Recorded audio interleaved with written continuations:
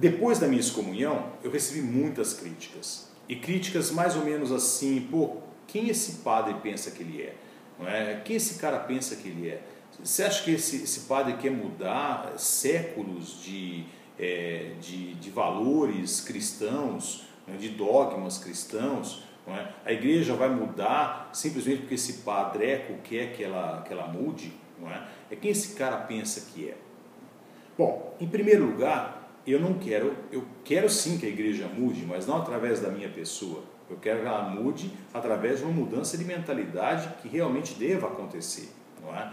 A gente procura simplesmente dar a nossa humilde contribuição.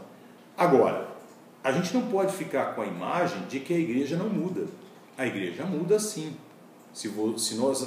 Basta estudar história, basta simplesmente pegar os livros de história e ver que a igreja muda. Muda para pior e muda para melhor.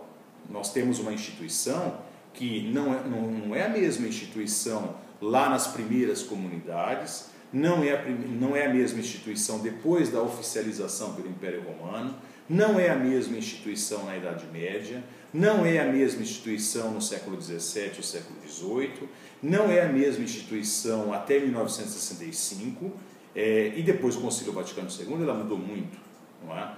E não é a mesma instituição também que nós temos hoje da igreja que nós tínhamos da década de 80 e 70. Então, em primeiro lugar, a igreja muda sim. Tá? Ela pode não mudar os dogmas, mas eu não discuti dogmas. Eu discuti regras morais, que é bem diferente. Tá? E muitas coisas mudaram sim nesses séculos, é só estudar a história. Tá? Em segundo lugar, a igreja precisa mudar. Não vá pensar você que você vai ter o mesmo catecismo da Igreja Católica daqui 10 ou 15 anos. Não vai ter não. A Igreja Católica vai mudar esse catecismo, não é? Porque precisa mudar. Por quê? Porque o mundo vai mudando, não é? E a igreja tem que ser uma força ética para que as pessoas se humanizem. Não é? E por isso que ela precisa mudar sempre e se transformar sempre. Eu entrei para o seminário numa época em que a igreja era extremamente engajada com as questões políticas e sociais. Era a época em que falar em evangelização significava falar em dignidade humana, falar em humanização das pessoas. Isso é que interessava para a igreja. Era uma igreja extremamente comprometida com os pobres e extremamente comprometida com a injustiça social. De 90 para cá, essa igreja mudou muito. Ela se tornou uma igreja carismática, não é? Que é uma mudança. Não é? E eu espero que essa igreja mude, seja mais realista, mais pé no chão, uma igreja que interaja mais com esse mundo da modernidade e contemporaneidade. Por quê? Porque os jovens já não se identificam mais com essa igreja.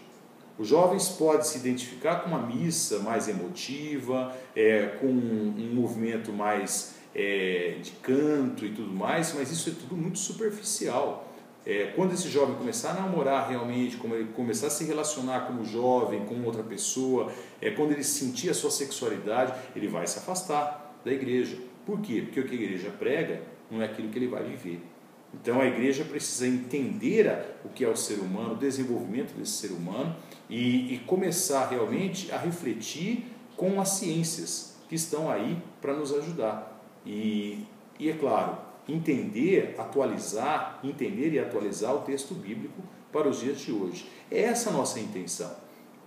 Eu sempre fui padre porque eu amo essa igreja. E vou continuar sendo padre porque eu amo a religião. Porque eu acho que a religião é algo que pode ser um cabresto para o ser humano, mas pode ser algo extremamente libertador e que faz com que a gente transcenda e vá além daquilo que a gente é. Por que não pensar diferente?